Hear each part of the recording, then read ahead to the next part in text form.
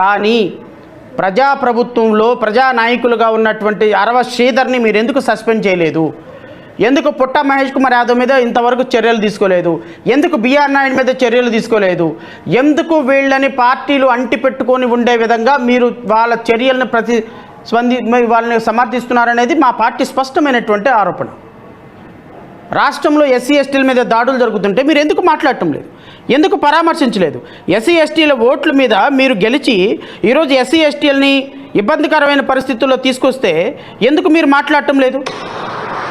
ఎందుకు వాళ్ళని భరోసా ఇవ్వటం లేదు?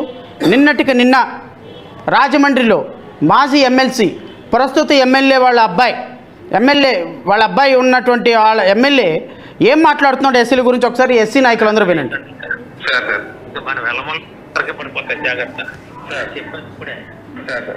ఫోన్ చేస్తుంది చూడు ఎలాంటి సింగర్ వేసాలు వేయకండి.